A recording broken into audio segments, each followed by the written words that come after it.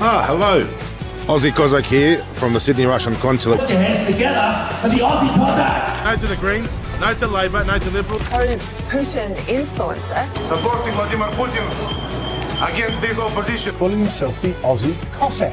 You're scared of the Aussie Cossack, you're scared of the Aussie people. So what do we hear from the Aussie Cossack? We've got the Aussie Cossack standing as an independent. Yeah, the Cossack. Thanks, buddy. Let's all get together.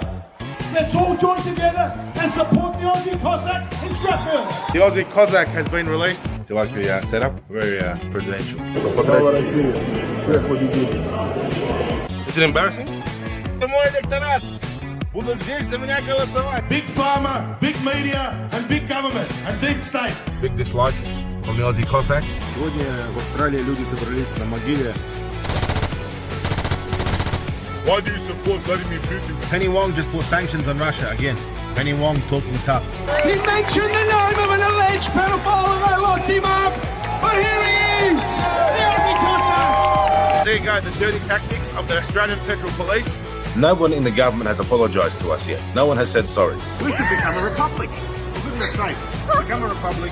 Let's have neutrality. You're a journalist first and foremost. You're very popular. You wanted to arrest journalists. You wanted to fight freedom of speech. Aussie Cossack et qui est un fugitif. Let them go! Let them go! Are they going to chase me?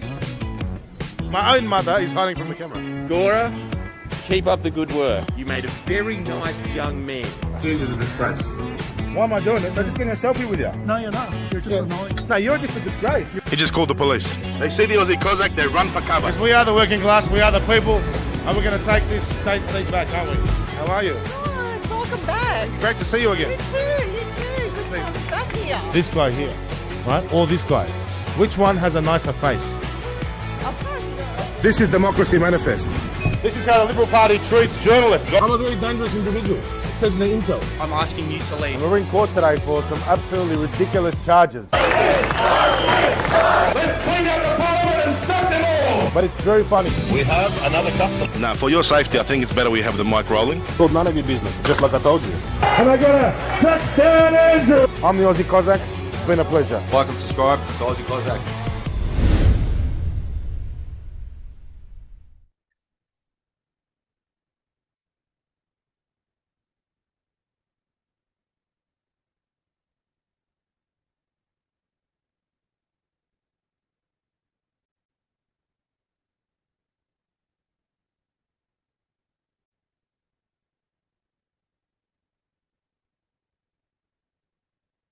Welcome back to the Aussie Cossack Show.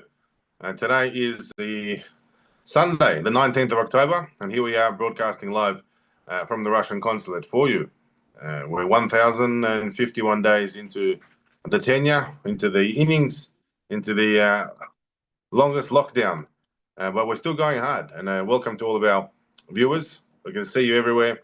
We can see many people tuning in. And let me know which part of Australia you're tuning in from. If you are from Australia, if you're from overseas, write your location in the comment section. We will give you a shout out. Welcome, Ruben Jack. Welcome, Ned Kelly's Ghost. Welcome, Assyrian Truther. Emily Lightfoot, one of our regulars. It's great to see all of you. A few technical issues. I don't know what it is. Maybe it's because I'm broadcasting out of a Russian consulate and I'm a fugitive. That's the reason why there's a few technical issues. Maybe there's parties who are opposed to our broadcasting. Wouldn't be surprised. Welcome to Sale, Victoria, tuning in with us. We're going to talk about a little bit of politics tonight. Not because we particularly like politics. I would say that, like most of you, we don't really care about politics, and we don't really have any sympathy to politicians, but that's why we care. Now, we're starting to care. When ordinary people who just want to be left alone have had enough and are now starting to get into the fight. And the problem is that there are a few political parties out there who waste our time and have been wasting our time the last few elections, notably 2022. Then we had 2025. But we're going to talk about that. Different options. And I think we've got a solution we can explore in tonight's show. We're welcoming our guest for tonight a bit later, so stick around. His name is Glenn O'Rourke, and he's going to be joining us from Adelaide in South Australia. And on another note, it has been 1,050 days. We're still here. If you like watching the Aussie Cossack exercise videos, they're in the YouTube short section of this channel. And how quickly is the channel growing? It's very impressive. Thanks to all of the subscribers, especially the old subscribers who are coming back to the channel. We can see you all, and we want to welcome you all from wherever you're watching from. Zaki Hazara says he's watching from Balmain in Sydney. We've got the veterans watching from Camperdown, and we do hope to speak with them. Northern Goldfields in Pentland, people are tuning in from. And New Zealand is on the line as well with us.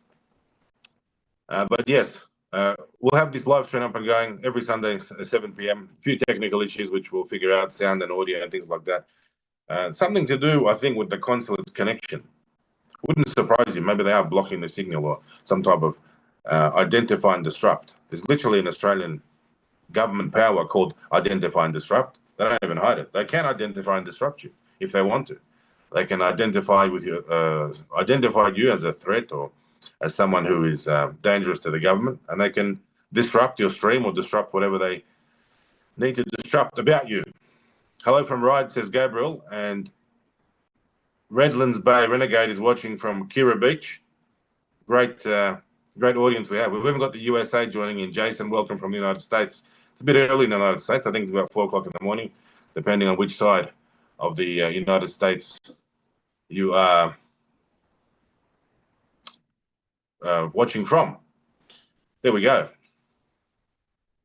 Well, look, Glenn O'Rourke is an interesting an Australian. He's a father. I think he's either got 6 kids or 10. We're going to have to ask him exactly, but we'll get to that. But he's been in the political game for a little while, and he's got a solution for us. We've got a party, a political party, which is a clean skin party, which we can run from and run plenty of candidates from. What's the point of running one candidate when we can run many candidates? Yeah? So, Glenn O'Rourke, welcome to the Aussie Cossack show for tonight, the 19th of October. It's a pleasure to have you join us all the way from Adelaide. Thank you, Aussie. It is an absolute pleasure to be here tonight. So, Glenn, give us the background. You're now the chairman of the Australian Federation Party, and tonight we're going to talk about your party. Yes, I have actually been the chairman of the Australian Federation Party since January of 2019, when it was originally the Australian Country Party. The party has a history of 20 years, where it was originally registered in Victoria as the Country Alliance. And it's been continually running candidates in elections in Victoria, nationally, and obviously federally. And for the last federal election, we changed our name to Trumpeter Patriots when we did a funding agreement with Clive Palmer. But that's another story that we won't get into tonight unless there's a few questions from our listeners. But I will also be careful in what I do and don't say, because unfortunately Mr. Palmer is taking some legal action against the Australian Electoral Commission, and that sort of revolves around the party while it traded as Trumpeter Patriots through the last federal election. Basically, we have Glenn O'Rourke, who's now the chairman of the Australian Federation Party. The Australian Federation Party has nothing to do with Clive Palmer. Aussie Cossack had nothing to do with Clive Palmer.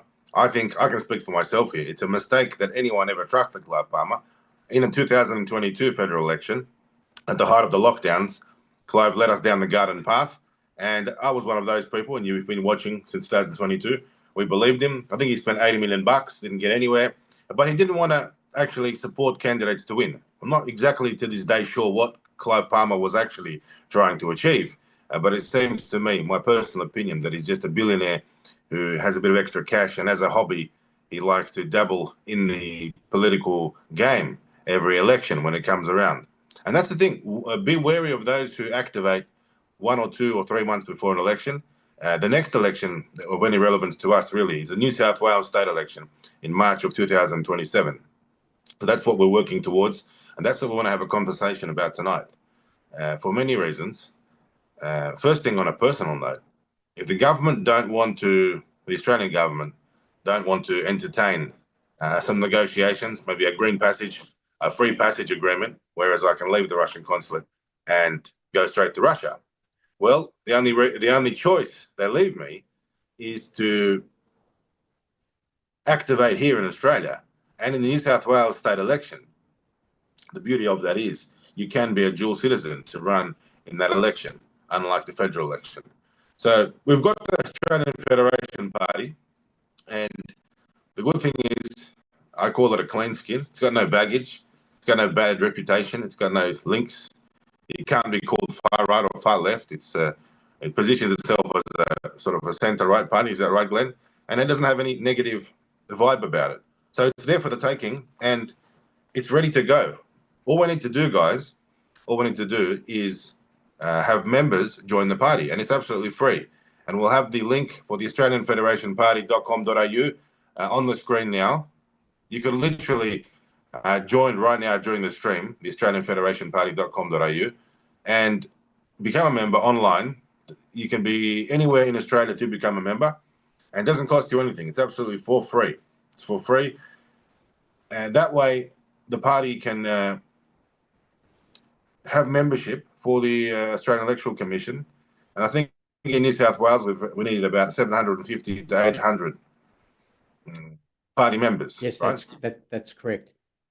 Just a quick run around, if you'd like, around the country. There's 500 in Queensland, 750 in South Australia, 100 in the ACT, 500 in Victoria, 100 in Tasmania, 200 in South Australia, 200 in the Northern Territory, and 500 in Western Australia.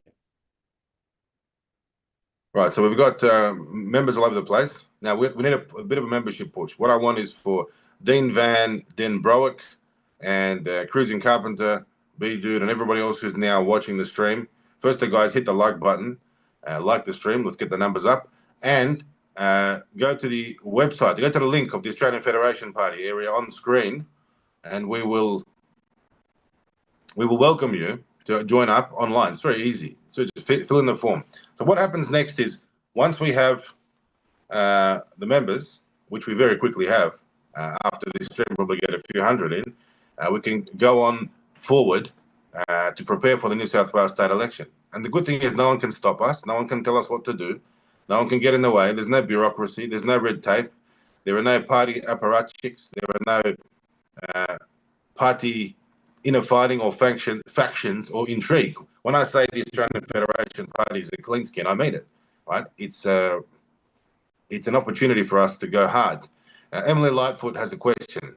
If you're previously a member of Trumpet of Patriots or the previous incarnations of this party, are you still a member now if you haven't formally withdrawn your membership? But I'm pretty sure, Glenn, you'll agree that Trumpet of Patriots is a separate party to the Australian Federation Party. So, well, Trumpet of technically Patriots... at a federal level, it is one and the same party, but the problem was technically anyone who joined after Clive started funding, he took control of the membership database and has not shared that yet. And that's sort of one of the many things we'll work through. So anyone who joined Trumpet of Patriots or went across from United Australia Party to Trumpet of Patriots after Clive and I announced the campaign with Clive as the campaign chairman, not the party chairman, they will need to just rejoin on the Australian Federation Party website just to make sure that we've got their correct details and everything. And of course, the important thing is that they use their address that they are enrolled on the electoral roll wherever they are in the country. Technically, we're still registered federally as Trumpet of Patriots. We just have not been able to revert our name to the Australian Federation Party. But for the rest of the country, we're just continuing to roll out and finalise the registrations by adding the required memberships in every state and territory to get those actual applications lodged as quickly as possible, but also part of a significant coming together of other minor parties that I'll wait for you to choose when the time to talk a little bit more about that later, Aussie. But as you're aware, that I met the leaders of 9 other minor parties in Sydney in August, and we had a follow-up Zoom meeting last month. And there's some very, very exciting things that I can share, but I just don't want to run away from our current discussion of we need to grow our membership right around the country, very much focusing on New South Wales, but we've also got the South Australian election in March next year and also the Victorian election in November next year. So there's an opportunity right across the country to start returning the governments of this country to representing the people. Aussie, you mentioned there was sort of a centre right party. I would actually like to say that to a certain degree, we're an apolitical party because our focus is representing the 2 to 3 major issues in every single individual electorate so that we are representing at least 80% of the voters in the electorate on the key policies and issues that affect the majority of the people so that we have our candidates representing the people of the electorate, not a particular leaning politically, regardless of people's historic political voting. We want to represent the majority of the people on what the people need, the people want, and return the governments of Australia to the people of Australia. The state governments, starting with the state governments. We've got a couple of state elections coming up, which we're preparing for. So the message is you can join the Australian Federation Party now. It doesn't matter what state you're in. And it's absolutely free. Just follow the link, and the link's there in the live chat, and the link's also in the show description. Now, let me know right now if you've joined the party or you're about to join the party in the live comment section, and you've got nothing to lose, right? What we need is a party that is not connected to any billionaires, not connected to any other parties, and it's not at the whim, or it can't be held, you could say, to ransom. There's no leverage. There's no backing from Zionists or anti-Zionists or pro-Zionists. There's no link to Nazis. There's no bad press about the Australian Federation Party. It's literally a clean skin. So it is very difficult to register a new party, isn't it, Glenn, in Australia? And the government's done that on purpose. In recent times, they've changed the laws and made it so hard, almost impossible, to go and register a new party. So I often read the comment section on the Aussie Cossack channel, and people are saying Aussie Cossack for PM or Aussie Cossack going to politics, something like that. And it's very nice. I appreciate the support. But then the question is, which party do you run for? Right? Because any party you run for, an established party, they've got links to somebody, and that somebody will say, hey, stop, we're not going to let you do this, or we're not going to let you run that candidate, or you can't have this policy, you can't have that policy. The good thing is with the Australian Federation Party, it's Glenn O'Rourke, who you're looking at right now. And to describe Glenn from what I know of him, Glenn, is it 6 children or 10 children you're a father of? 9 actually. We were hoping for a few more, but we had some relative interference to our goal. From my perspective, my wife and I, when we decided to start having children, nearly 7 years after we were married, we just said, we're going to leave it up to the Lord, and we'll have however many he wants, and other people weren't necessarily happy about that. Look, at a really important thing that we haven't touched on with regards to why people should choose the Australian Federation Party to ultimately be the true alternative political party to the 2 major coalitions of the Labor Greens and the Liberal Nationals, and of course the Teals, that people have varying opinions about, is that the absolute policy and in the candidate agreements that we get candidates to sign is that their number one responsibility is to represent the people of their electorate. If they are elected, when they're in Parliament and they're voting, they're required to take their up-and-coming legislations to the people of their electorate. We will be launching in the not too distant future what we'll call a democracy in your hand, an app which will go into all smartphones so that the candidates can reach out with policy issues to their local communities, and their responsibility is to vote in the Parliament on the basis of the majority of their electorate, not the party. This is not a top-down, this is not a party voting requirements. It is the requirements of the party is for the candidates that are elected to represent and vote on behalf of the members, the residents, the citizens, the Australians in their electorate, so that the voting in Parliament represents the people of Australia. Okay, just as we're speaking, we've got a whole bunch of our Aussie Cossack viewers who have joined the Australian Federation Party. Emily Lightfoot has just joined the party from Victoria. Congratulations. Canna says he's happy to sign up, but he keeps accidentally forgetting to enroll to vote. Can you be a member still? The answer is yes. Go ahead and sign up on the website, australianfederationparty.com.au, and you can become a member, and then you'll deal with the electoral a bit later when that is relevant. USSR History Channel says he's just joined. Congratulations. Outback Hype asks, are there any requirements to join? I think you don't need to have any requirements. You need to know how to use a computer or a smartphone and fill out the form. Eventually, once we get our registrations in every state and territory, we will be adding a charge for membership, but not to the existing members. There will be all the existing free members will become associate members, and we will have different levels of membership to start contributing to the financial running of the organisation. And as many of you may be aware, they keep changing and reducing the amount of donations available to political parties, expenditure allowances for political parties and candidates, to the point where the South Australian election coming up in March next year, very soon, South Australia has banned all political donations. You cannot donate $1 to a political party in South Australia.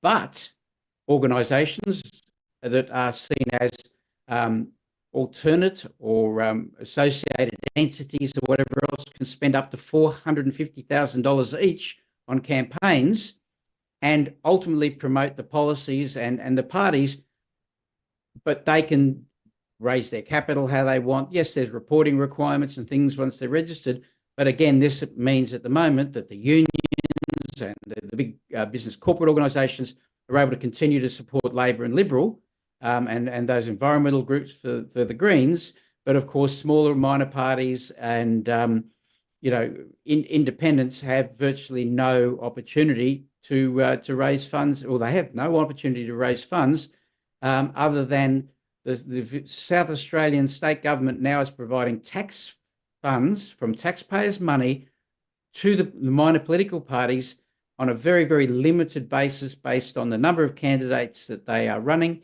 and also what level of electoral success they had in the previous elections. Anyone that's... Yes, sorry. I disagree with you. Yes, I don't think there should be any membership charge, even in the future. We don't need okay, to...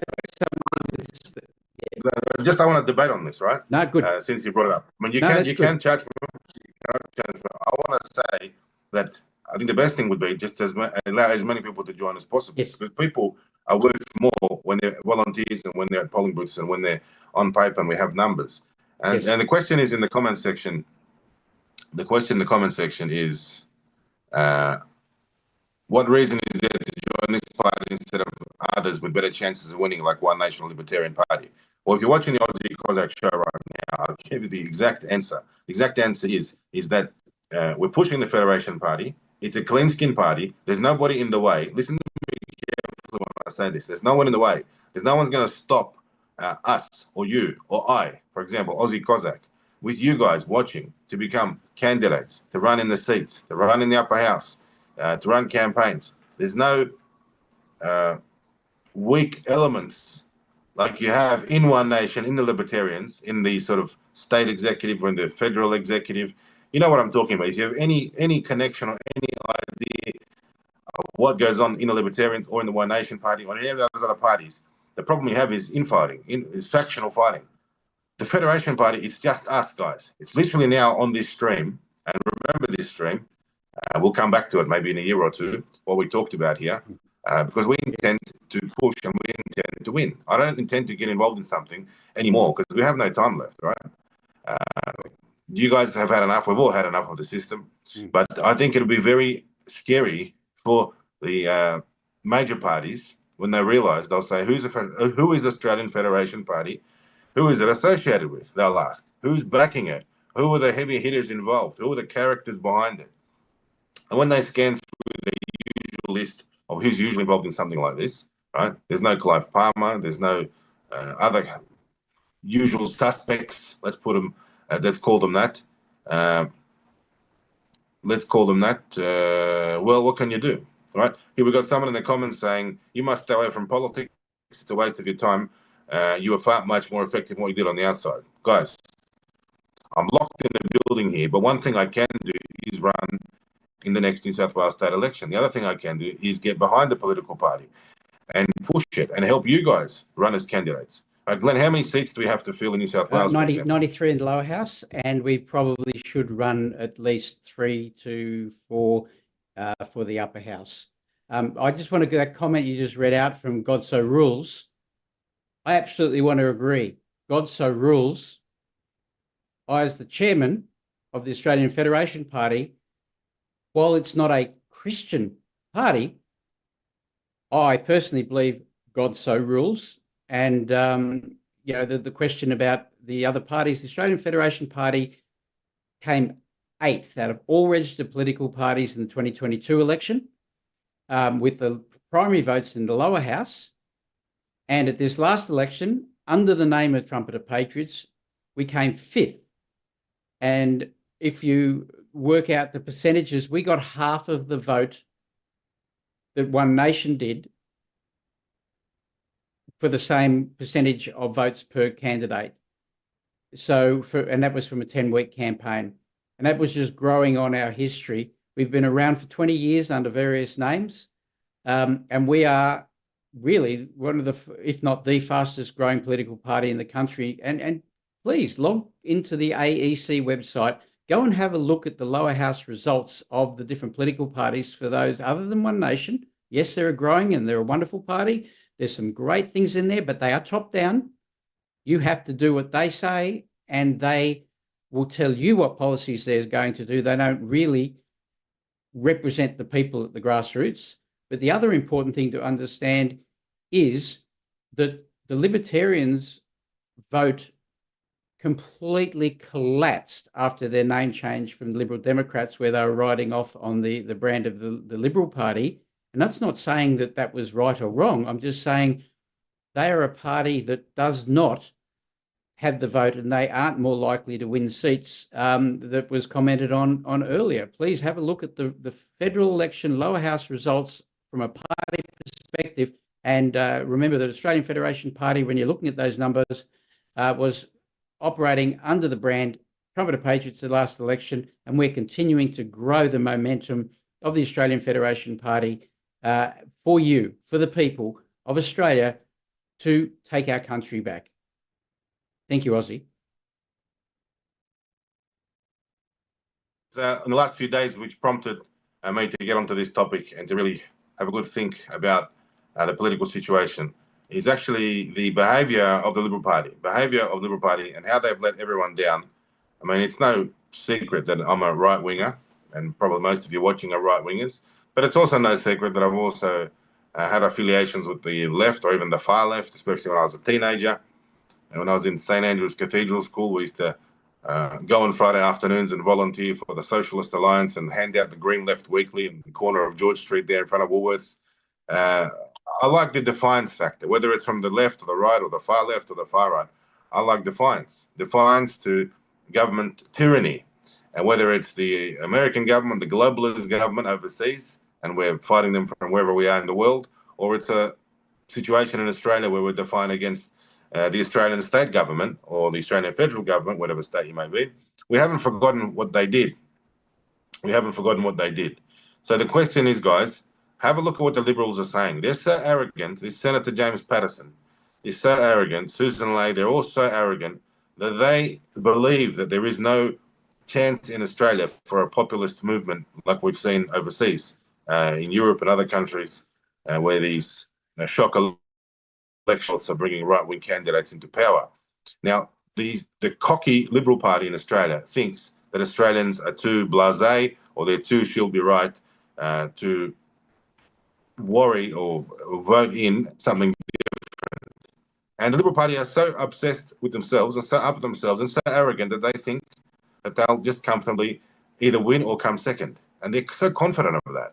And they think that Australians will just be pushed back to the centre and away from the fringes. Have a look what they had to say.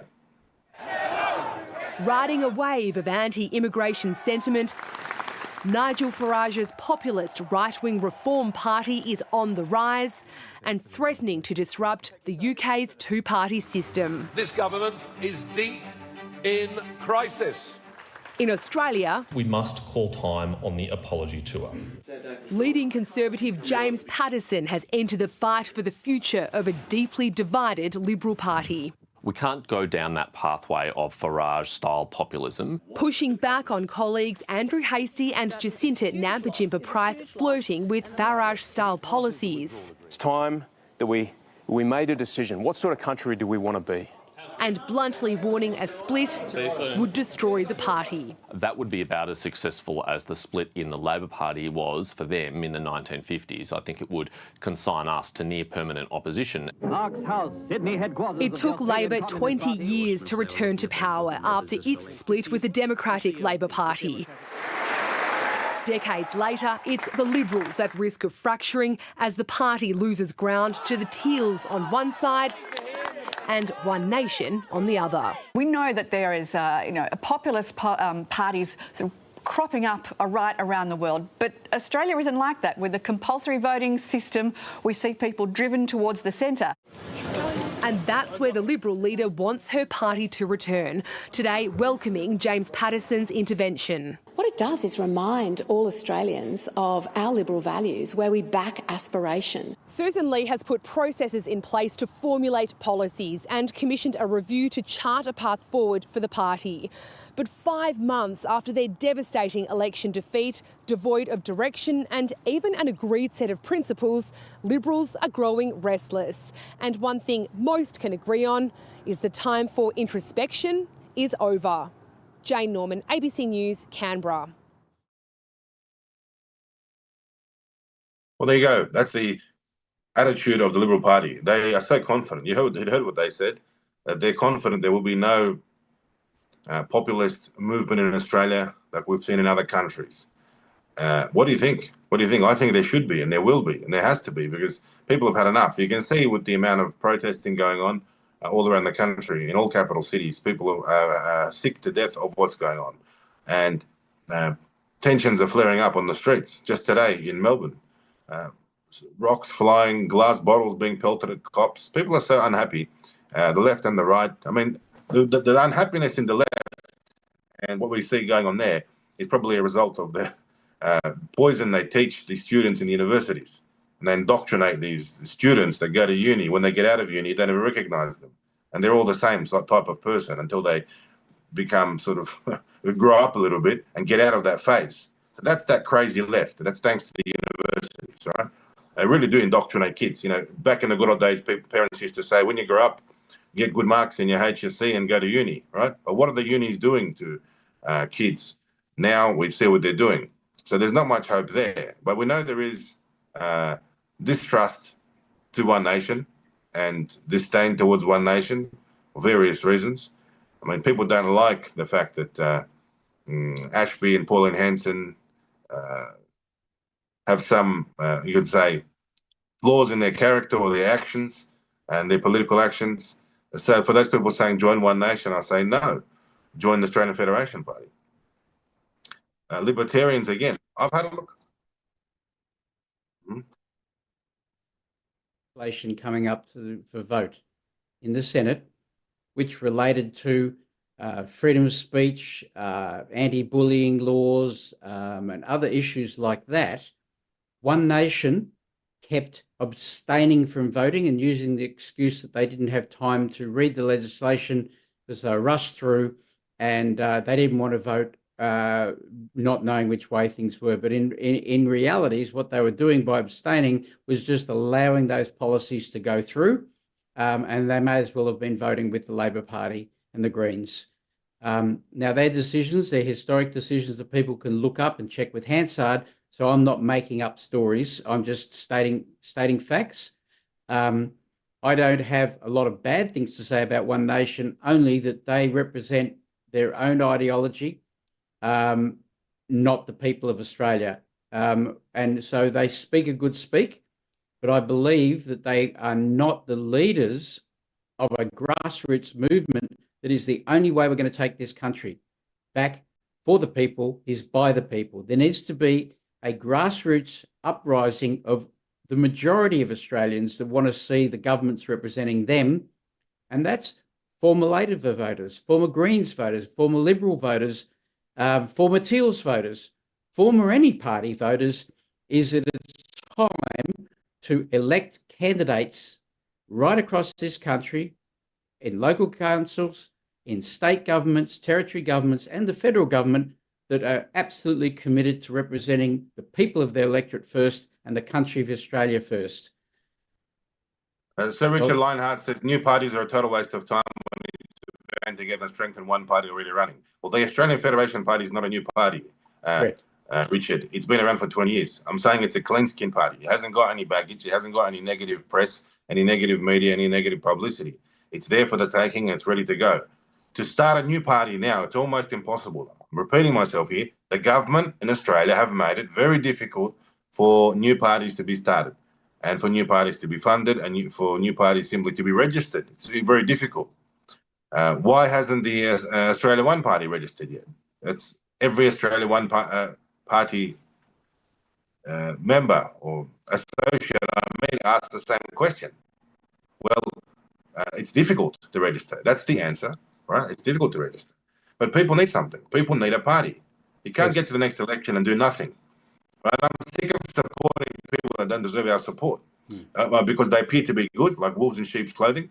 And then you support them, and I've supported people in the past who have got into Parliament thanks to my support and our subscribers' support. John Ruddock, to his credit, who's a member of the New South Wales Upper House, openly says he got elected thanks to Aussie Cossack and Aussie Cossack's channel in 2022. Was it 22 or was it a bit later? Probably, no. When was it, the New South Wales election? 23. 23, yeah, 23. So the question is, do we stand... Aussie, sorry, you mentioned Ricardo. I know Ricardo. I've met him many, many times. He was, at the time that we merged with the remnants of the Australian Conservatives, he was on the executive in New South Wales at the time before he left there and set up A1. I would absolutely welcome all of the A1 membership across this country to join the Australian Federation Party. They don't have to leave A1. Keep A1 as a very, very successful movement. I will completely, wherever necessary and possible, support Ricardo. But for the people to actually become part of a party that can start winning seats, that can be part of a movement, a grassroots movement to take this country back, I welcome members from any other minor party or freedom movement, political movement that want a solid single party that is going to stand up and take this country back on behalf of the people. Thank you, Aussie. There you go. And the question is, of course, we stay and fight, or do we go? Or I can go, for example, or I can stay here, or I can go to Russia. There's always Russian politics, right? Where instead of being persecuted for my pro-Russian views, I'll probably be supported for them.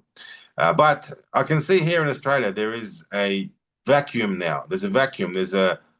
Honestly, what it is there is a leadership crisis. Name one political leader, right? Let's say, state or federal, anywhere, that you can think of at the top of your head and say, oh, that guy's good, or that guy is strong, or that guy or woman, girl, doesn't matter, is someone who will get us out of this mess, or we've got hope, or we've got some future in this candidate or in that party. There's not one in any level. Glenn, you know the political game in this country very well.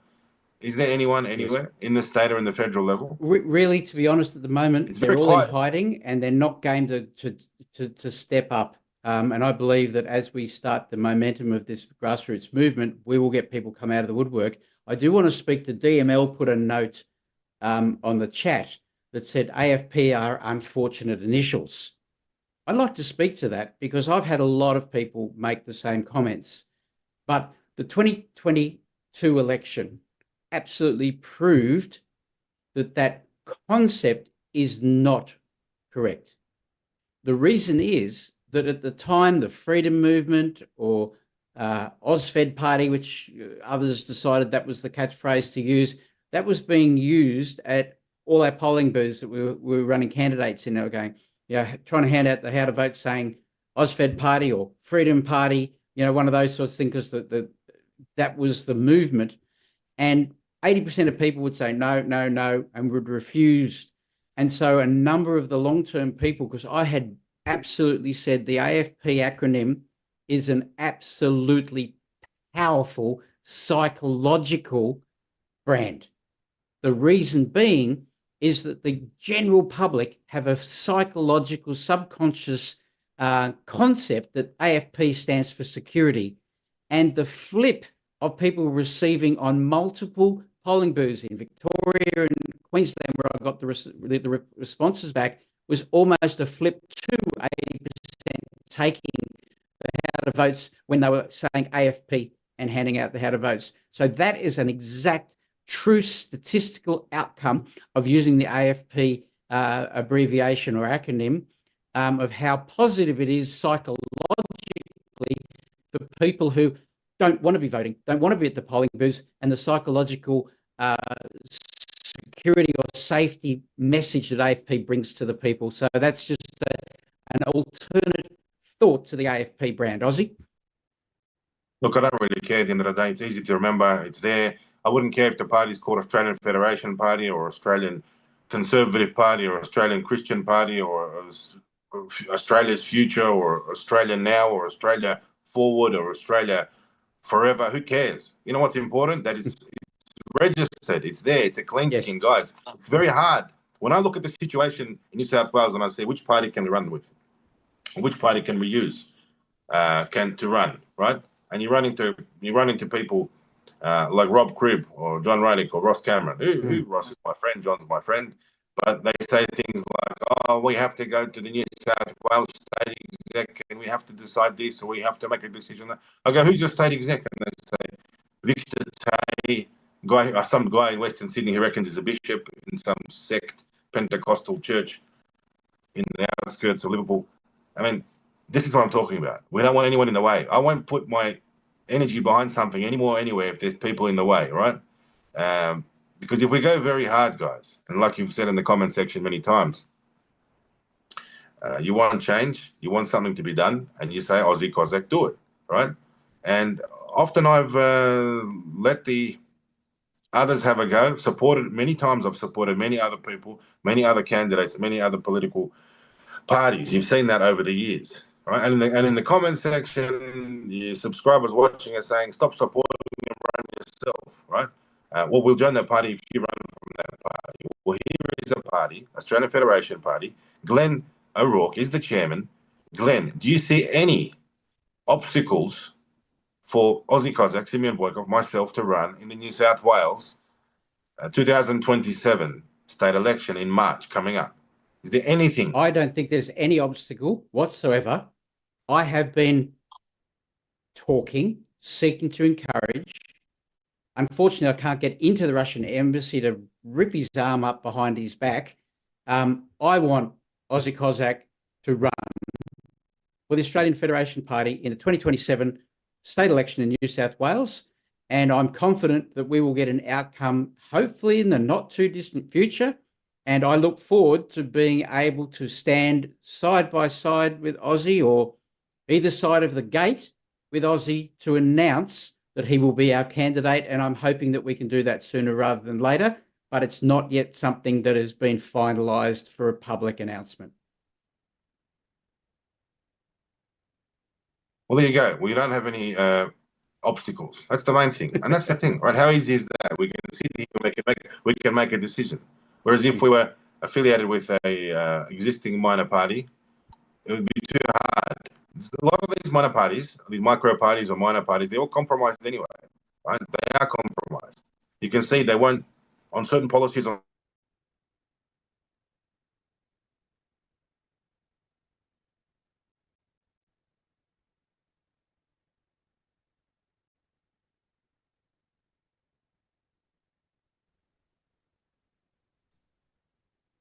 And we're back. And they can't actually speak their mind. And that's the problem we have. And I've seen it many times, guys. I've seen it many times. Glenn, you can host. Oh yeah, I was just seeing a little bit earlier. God So Rules asked about the jab. I can't remember the exact wording, but firstly, I want to state that I took my freedom of choice and chose not to get the jab.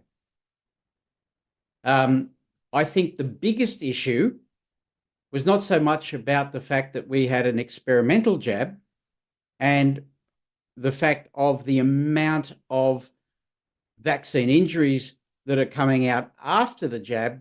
It was the fact that we lost our human rights to have freedom of choice to make informed decisions of whether we should have a jab or not, and that we were blackmailed by mandates that would not allow us to continue working. And so many Australians were forced, because of their financial situation, to have the jab despite their personal choices. So, yeah. On YouTube. Thank you. Oh, sorry.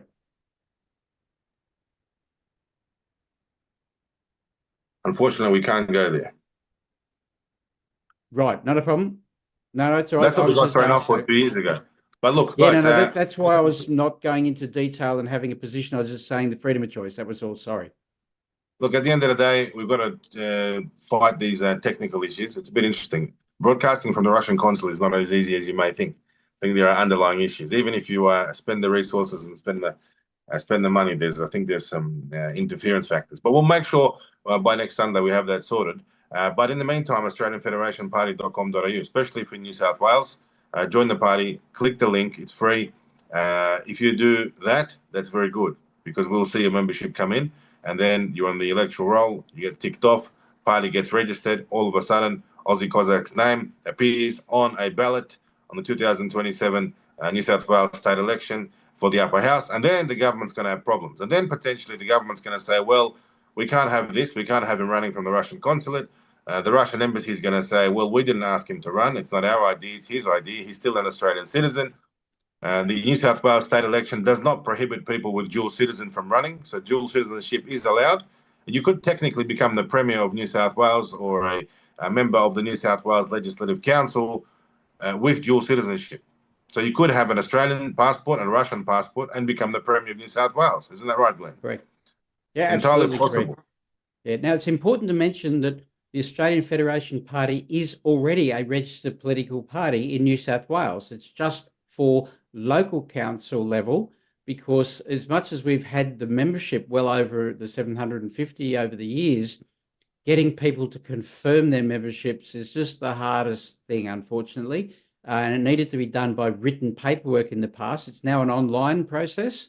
So all we're looking at doing is rebuilding the membership for current members, and then that whole process is done online. So we then just elevate our registration from local council to full state.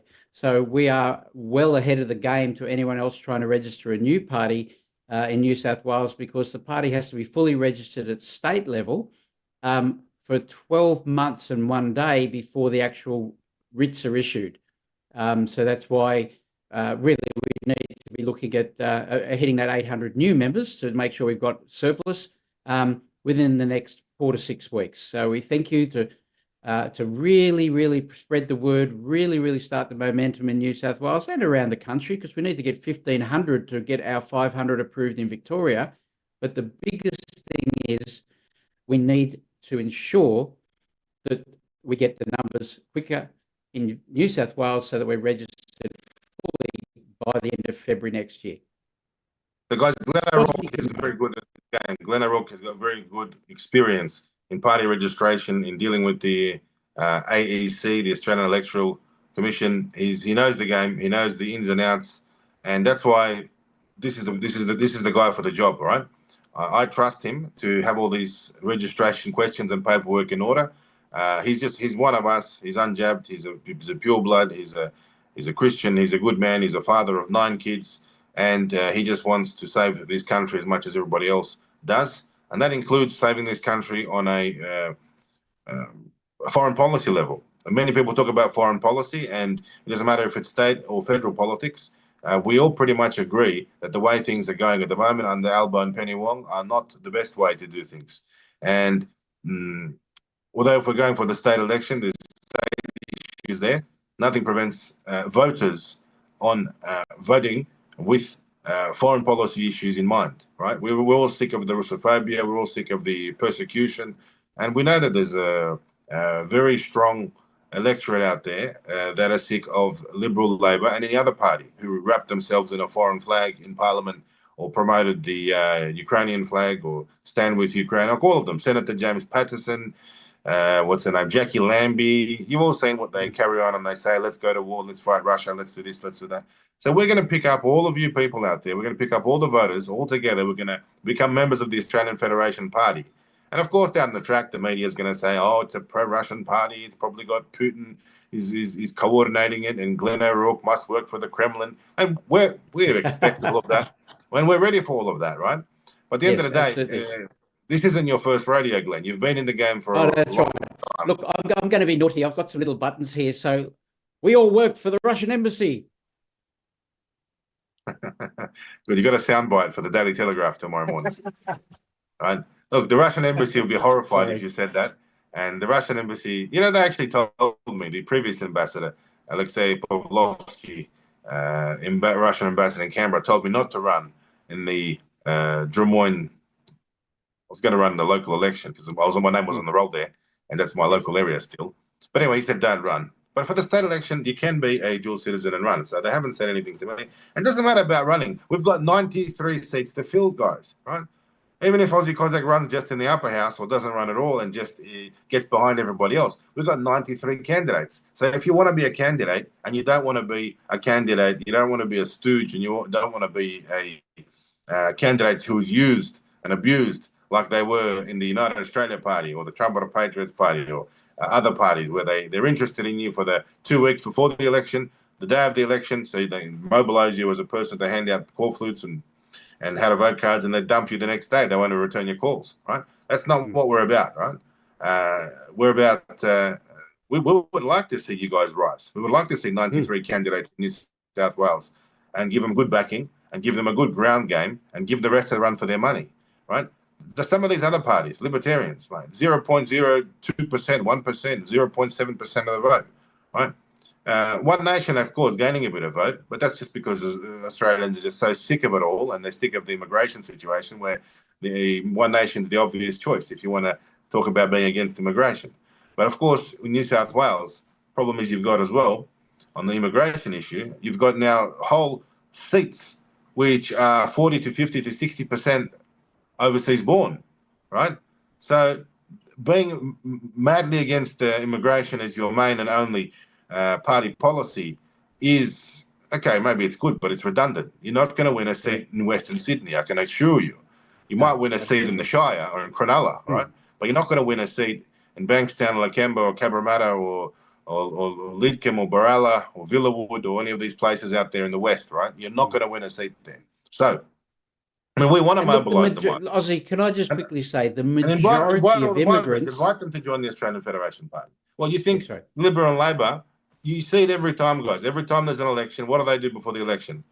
The Liberal and Labor politicians go and visit the Assyrian Moon Festival, the Chinese Pancake Festival, the Vietnamese Happy New Year's Festival.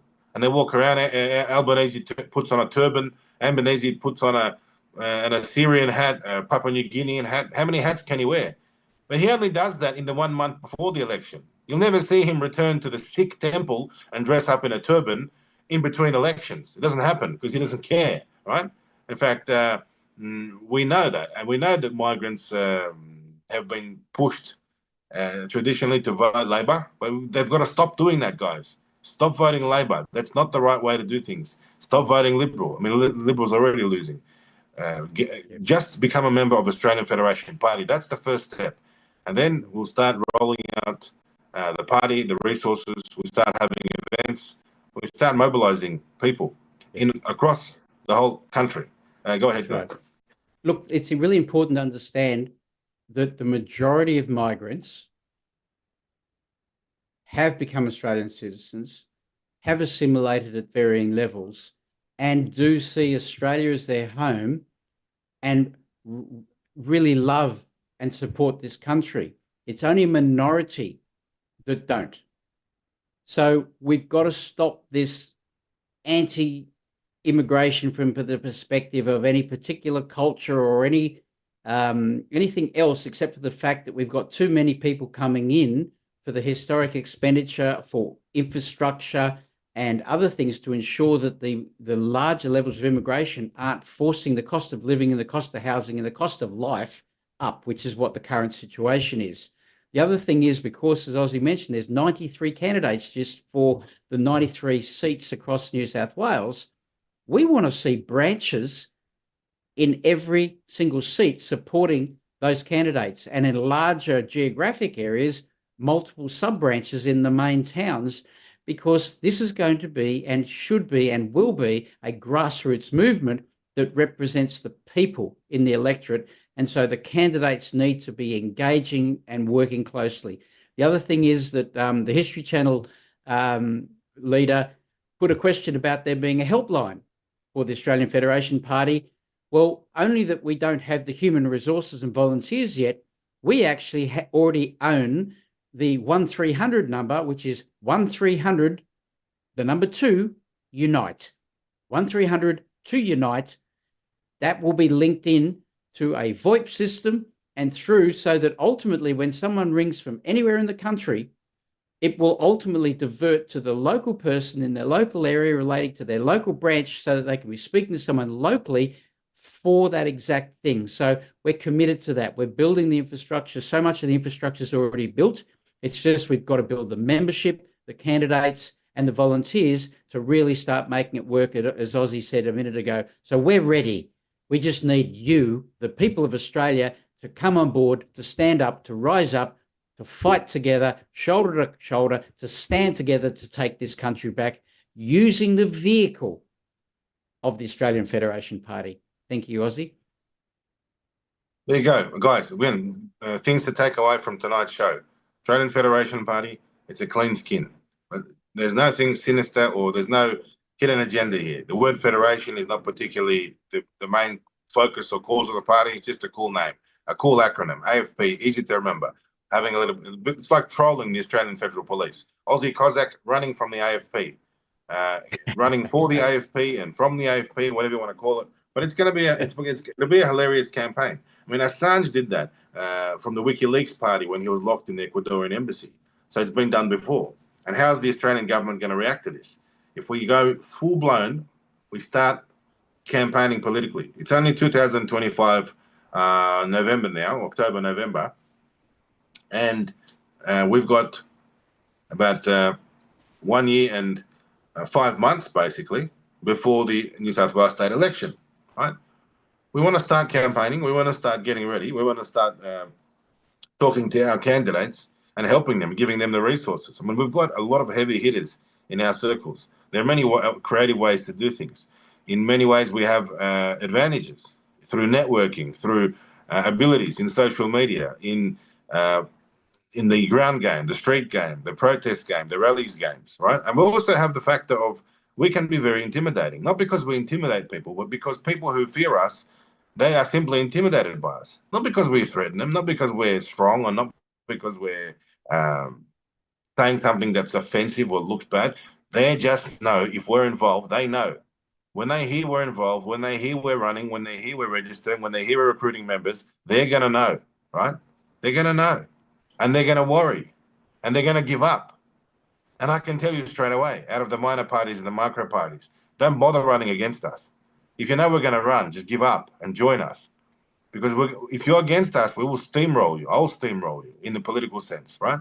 It's dog eat dog, and it's every man for himself in this game, and all bets are off. There's nothing we can provide you to give you assurance. We've given you enough assurance. I've sat enough elections out, haven't I, Glenn? Since the beginning of the lockdown, people have been saying, and I've been supporting everyone out there, giving them airtime, giving them promotion, saying to my subscribers and loyal followers and listeners and viewers saying, go.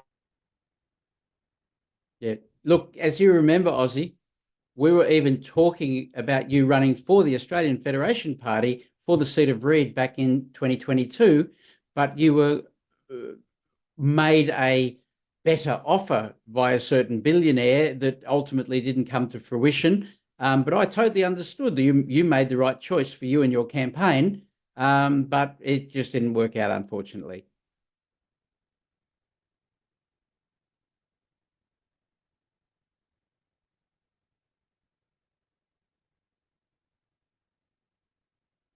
Oh, that you to I don't know what was offered to you by that billionaire, but as you know, we were hopefully we were almost to the point where you were going to run for the Australian Federation Party in the seat of Reid, but then you ended up moving over to run for that other party because you had a better offer at the time because we weren't able to support you financially.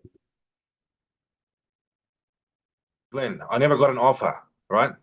I never Okay. asked you to support me financially. What are you saying?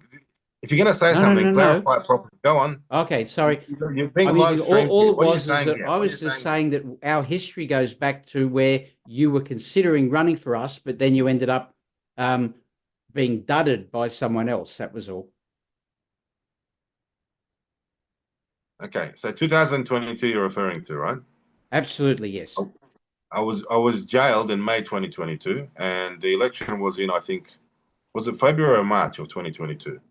I can't But remember. So it might have even been in 21 we were talking. But anyway, it was leading up. It was about February. It was about February, March. I remember I was talking with Warwick Gummerson, and he's probably watching tonight. Big hello to him about the Yes. Australian Federation Party. He's an honourable gentleman, and it's New South Wales long-standing,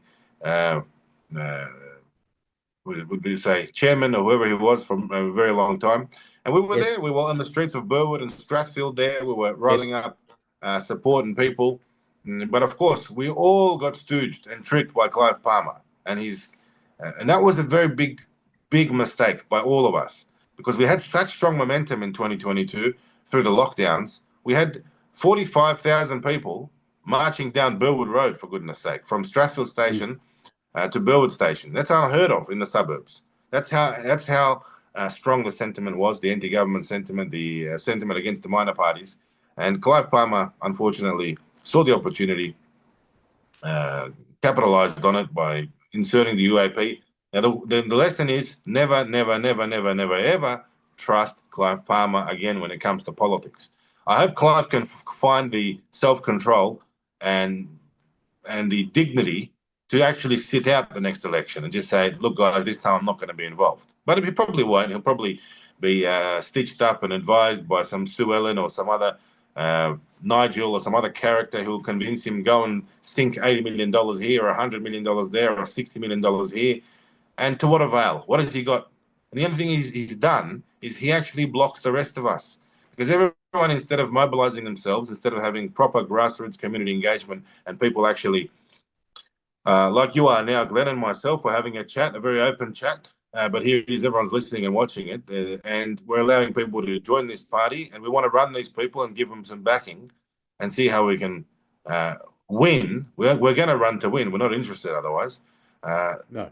There was none of any of that in Clive Palmer's structures. I remember the non-disclosures and the contracts that candidates had to sign, where literally they couldn't comment on this, they couldn't comment on that, and they couldn't have their own corflutes, and they couldn't campaign for themselves. In fact, imagine that. Imagine running a campaign, but pretending you're going to fund it all because you're a billionaire, but you can't even fund corflutes for your candidates. Well, luckily, everybody has learned their lesson not to trust Uncle Clive or Sue Ellen or any of Clive's attack dogs or any of Clive's bureaucrats around him. We've all learned that. I mean, Glenn, I've learned that. You've learned that. Nick Duffield's probably learned that. The remnants of the Trumpet of Patriots Party have learned that. I mean, what can you do? There was a lot of momentum again in 2022 that was a wasted opportunity. And of course, back then, Craig Kelly, I think his intentions were good. He was all right. He was on the streets with us, campaigning. It's a shame, though, of course, that's the way it panned out. Now, the reason why Clive Palmer didn't want to actually run Aussie Cossack in that election is because they had a problem. what if Aussie Cossack won? What if Simeon Boykov won? What do you do with him then? It's one thing to run somebody, okay? And I don't think Clive Palmer was actually intending for any of his candidates to win, except maybe the Senate candidates, right? It was a bit of a Senate run in 22. The rest were just there for the just to fill in the boxes. The kind of candidates he was selecting. When you had good candidates, and then he would purposefully, or his team, Clive Palmer's team, would purposefully select the bland candidate or the candidate that didn't stand out, just the seat warmer candidate. And they thought, right, he'll get 7 or 8%, which is what we want, but he won't win or she won't win. Perfect, right? Because then Clive would have had another problem. If somebody won out of his candidates, let's say he ran Aussie Cossack in the seat of Reid, the federal seat of Reid, against Fiona Martin, for example. And if you haven't seen the fantastic videos with Fiona Martin and the campaigning we did against her during the 2022 federal election, have a look. It's on the channel. Some classics there. That was the time to do it. And of course, the time was stolen from us. The word chronophagia in Greece, chronos means time, phagia means theft, and the theft of our time. That was the good opportunity because there were so many people angry and on the streets and ready to march and ready to vote. But there we go. We got Charles Haig in the comment section says he loves the chat. God so rules, follow the money, then you'll see who runs the show. That's right. The Australian Federation Party, we're very open. There's no backers. There's no inappropriate backers. Very grassroots, but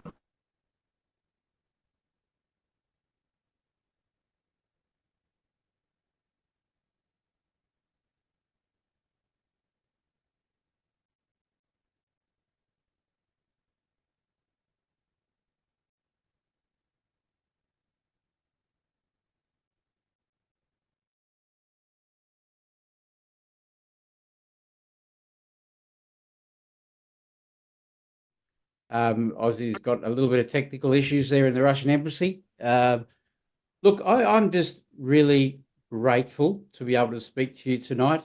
As we move forward, I'm hoping to have more time with you all.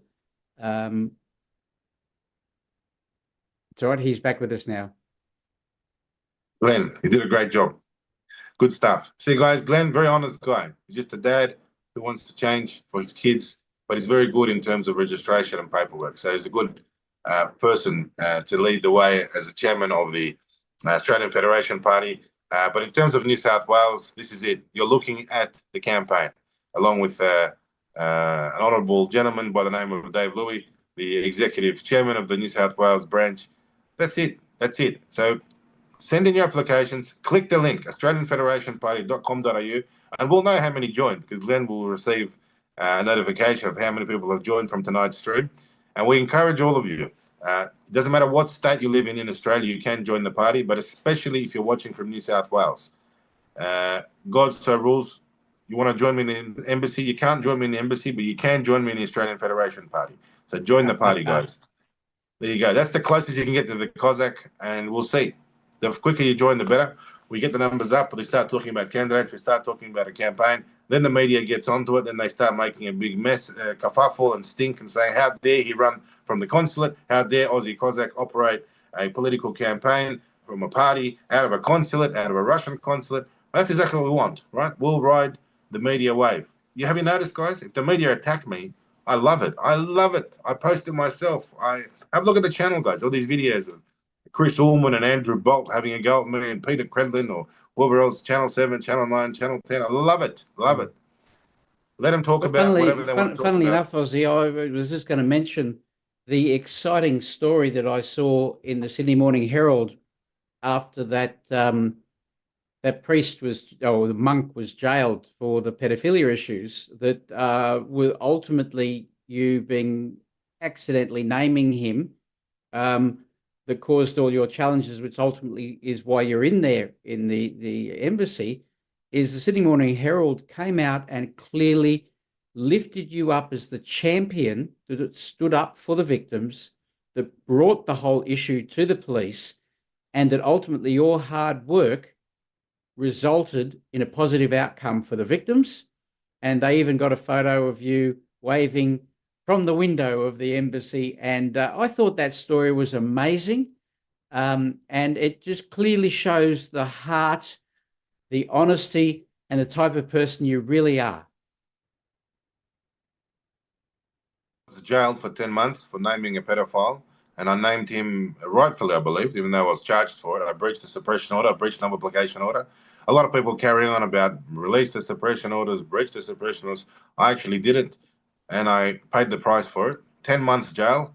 But in doing so, it pleased me to know, sitting in my jail cell, that everybody knew who Alexis Rosenthal was. Now, we can say his name now because as of 2 or 3 months ago, he has finally been jailed, found guilty on all charges that he was charged with, and they gave him 19 years. So the guy that I named, and I was right, he really was a pedo. He was a pedo priest. He was in the church as a monk, and he was abusing kids. He was raping kids, right? And it's a good thing we named him. And just to think that for 40 years he got away with this, and no one could stop him. No one could name him.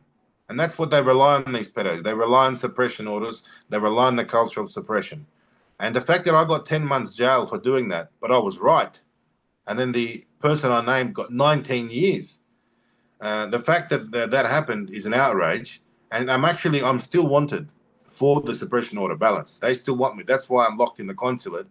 Because if I walk outside this building, I'll be arrested and taken to prison to serve the balance of the 10-month suppression order sentence. I only served 4 months of it inside. I was at Darcy 3 in Silverwater. Then I was transferred to Long Bay, Area 12A and 13A. It's funny, in Darcy, I was next door to Richie Al-Madin, or Rahid Al-Madin. And when I got to Long Bay, I was in a cell next door to a Hamzi associate. He had a big tattoo across his head. Anyway, interesting characters I met there. But why were they putting me in the worst sections of the worst jails, right, with the worst criminals? When all I did was name a pedo on a suppression order who was hiding his identity, right? Mate, you don't need to jail someone for that. You name a pedo and the pedo goes to jail and he's a guilty pedo, and you basically, hate to say this, but in that instance, I was a police informant. I mean, it's not very nice to call yourself an informant, especially in jail. You don't want to be known as an informant. But there is one crime that it is acceptable, and you must dob them in and you must prosecute them, and that is pedophilia, because it's not about dobbing in your mate, because pedos aren't mates. Pedos are dogs, right? And you protect the kids. You do it for the kids and you protect the children. So you dob them in, you prosecute it, you jail them, and when they get to the jail, the fun just starts, because they can't go into the main. They have to hide in protection. They can't go anywhere. They've got to hide away in the hidden jails. There's a jail there in Cooma. I think Alexis Rosenthal is actually, last time I heard, he was in Goulburn, Supermax in a special area, but again, kept away from the mainstream population, right? Aussie Cossack, on the other hand, I can go into any jail yard, and I have done this many times, gone into any prison yard, and everyone sees me, Aussie Cossack, I'm a subscriber, watch your videos, mate, Aussie Cossack, this, that, whatever, any jail, Windsor, Cessnock, Parklea, you name it.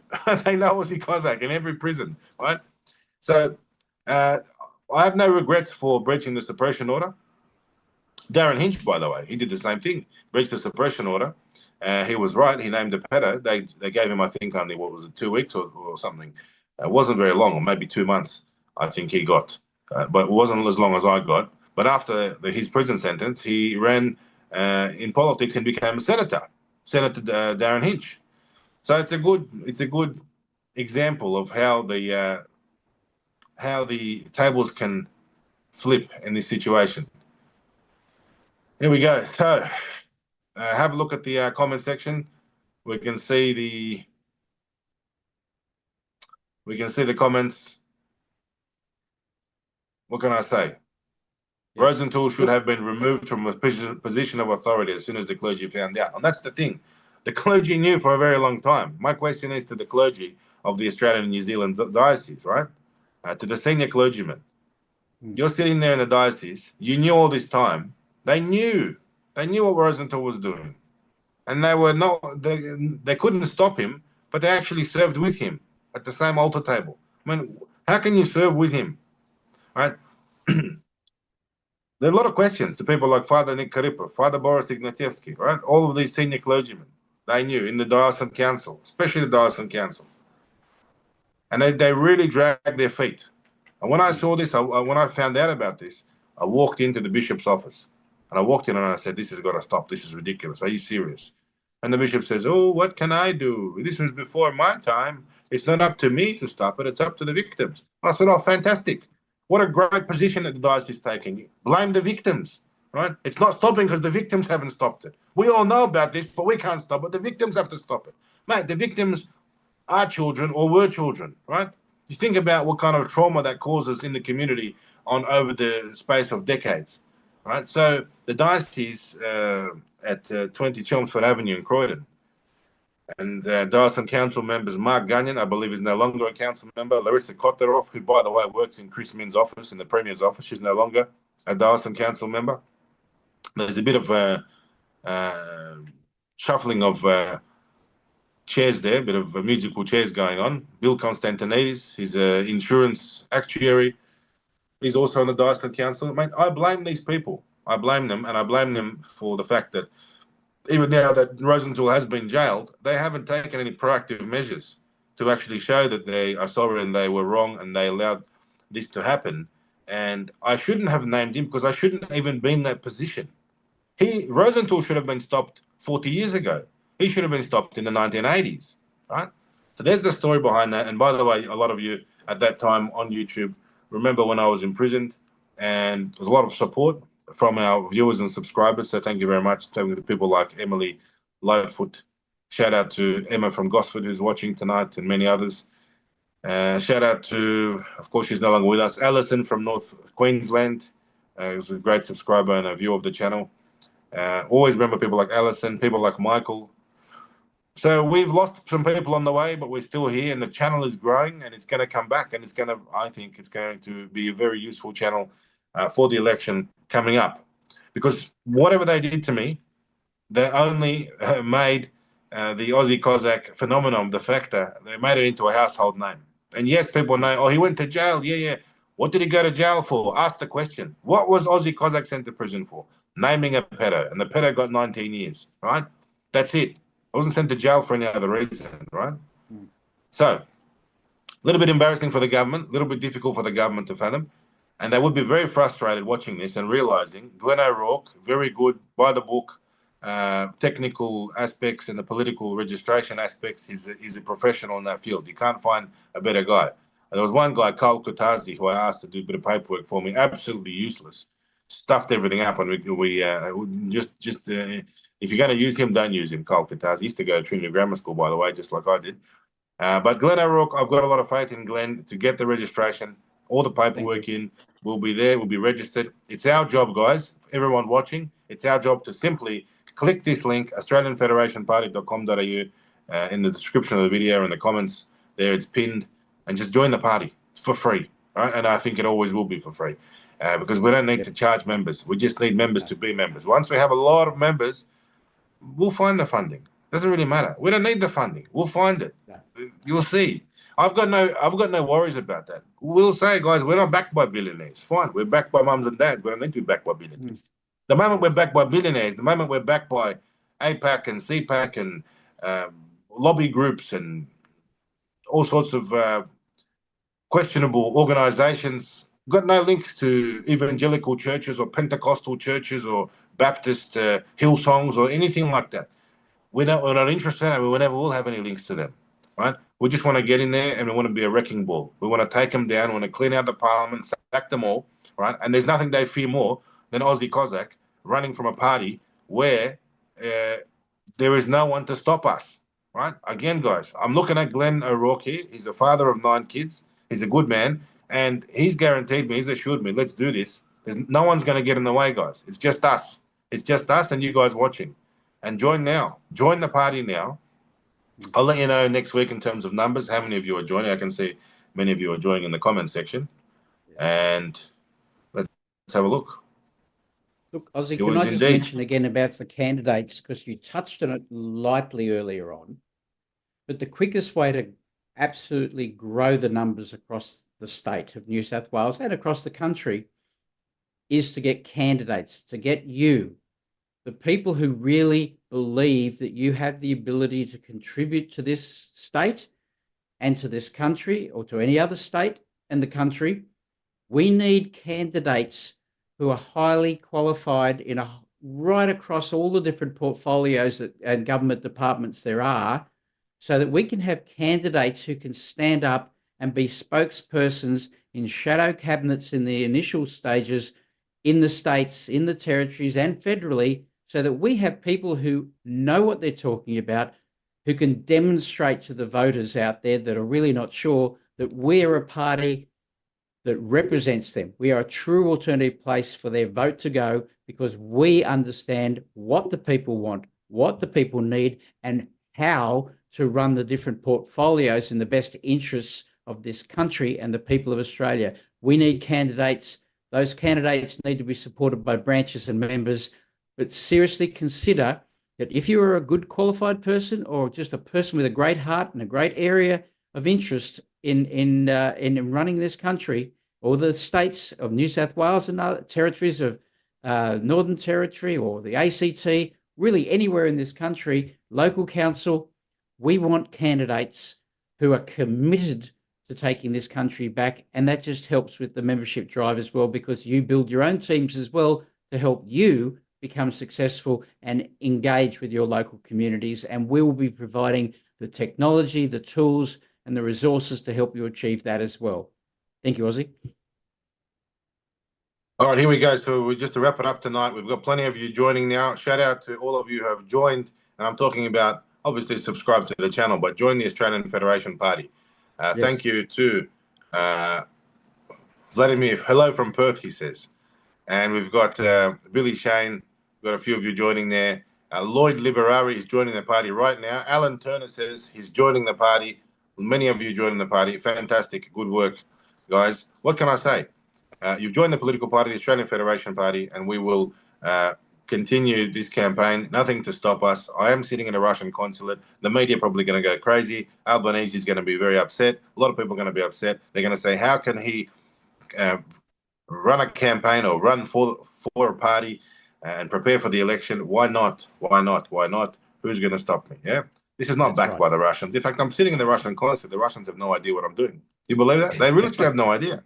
They'll probably hear about this when Channel 7 called them for comment and say, how do you respond to allegations that Aussie Cossack is running a political campaign from within the walls of the Russian consulate? And the Russians will say, well, you know more than us. We don't talk to him, right? Yes. There's no chance for foreign interference because I'm quarantined. I'm a political prisoner in diplomatic asylum. So I don't have any contact with the diplomats, with the ambassador, with anybody. And it's all a clear road ahead for us. And the Australian agencies, the Australian government, they're clever enough to figure that out, that our initiative, Glenn, the Australian Federation Party initiative, is completely grassroots. It's genuine. It's not backed by any corporations, no big pharma, no big media, no big tech, no foreign governments, no foreign weapons companies, no lobby groups, nothing involved here. It is what it is. And isn't that nice when you've got a party which is a clean skin? Just remember, when you think of Australian Federation Party, just think of it being a clean skin, right? A lot of these parties come with baggage, very nasty histories, very nasty problems and infighting and all sorts of dramas. Australian Federation Party, it's there for the taking, and we're taking it together with you. So, guys, I'm going to have a look later when this stream finishes, see how many of you guys watched and actually joined as members. But I think plenty of you have joined now as members. Heavy duty. We got plenty of them there. Well done, guys. Well, thank you for joining us. Quickly, before you go, Aussie, I need to speak about you and your channel. Go ahead. This is really, really important, people. We need to build the numbers of this channel, because as the channel keeps going and as the campaign keeps going and as you, the people, start standing up for yourselves and starting and being part of this movement, we need to see the numbers of subscribers to this Aussie Cossack channel grow exponentially. There's 5,200 odd members right now subscribing. I would love, with your help, you need to get out there and share. And also, once this live stream is ultimately saved as a historic video, share this live stream. But get your friends, get your family, get everyone to subscribe to this Aussie Cossack YouTube channel, so that I would love to see the subscriber numbers go over 10,000 before next Sunday when we go live again. And you can make that happen because that's only all of you adding one person. So why not add 2, 3, 5, 10? Let's just blow this channel out of the water with your help. I'm not worried. I'm not worried. No, I'm Glenn. not saying you're worried. I'm just conscious of good. you're promoting me. I need to promote you. It's all good. The people are watching. They know what's going on. All right, guys. Thanks for tuning in tonight. We'll see you next week at 7 p.m. on the Aussie Cossack Show. We'll have these technical issues. We'll have to figure out who's trying to jam us here at the Russian consulate. Is it the CIA or is it MI6? But whoever it is, we'll have those problems liquidated. And we appreciate everyone for tuning in. Appreciate your comments in the comment section. Make sure you drop a comment, like the video, join the Australian Federation Party, because I'm going to be very pleased when Glenn gives me a report and he says lots of Aussie Cossack subscribers are joining the Australian Federation Party. It's going to be fantastic. Yes, the old channel, the old Aussie Cossack channel, over 180,000 subscribers. I think we'll get up there and we'll surpass that. It all depends on the censorship level of YouTube. We're back on, which is already a good step. But there's a lot of sentiment out there. There's a household name factor. Doesn't matter what suburb you go to, everyone remembers what city you're at. Oh, Aussie Cossack, I heard of him, right? So what happens if legally we can change my name, birth, deaths and marriages, from Simeon Boykov to Aussie Cossack, just to have that word on the ballot paper? Imagine if you saw the word Aussie Cossack printed on a ballot paper as you're walking in to vote. Quite hilarious, but we might do that. All right, guys, thank you very much for joining us. Thank you very much. Thank you very much, Glenn. Geo Monitor says the stream quality and audio worked perfectly after a while. Solid stream in the end. That's very nice to hear. And rumors that Gladys resigned from Optus. Emily Lightfoot says get some Faraday shielding around the broadcast room. The bunker. Maybe we shouldn't be not broadcasting out of the bunker, maybe out of the penthouse. We'll have to ask the ambassador if they'll give us expansion in our abilities here. But Simo Georgievich and Dwayne White, two members that have been members of this channel from the old days. Great to see both of you. And I hope you've also, now both of you have joined the Australian Federation Party. That's our next little project. And at the end of the day, guys, if the Australian government, if Albanese, if Penny Wong do not want Simeon Boykov to be politically active, they don't want the Aussie Cossack to be out there spruiking political parties and riling up the crowds and rabble-rousing and encouraging people to join parties and run as candidates and win elections. If they don't want that, it's very easy. Send me home, country roads take me home to the place I belong, as the famous words from that song go. Send me to Russia. Let me go. We've got a baby on the way. The baby Cossack's going to be born soon. So we can always just leave you alone, right? But if you want me to stay and fight, Albanese, if the establishment want to play games and say, let's see how long he can last in the consulate, because I have been here for now 151 days, well, we can always, we're here for the fight. So we're preparing for a fight and we're ready for a fight. So the Australian Federation Party, guys, join the party and here we go. All the best. Thanks very much for watching and we'll see you next Sunday at 7 p.m. on the Aussie Cossack Show.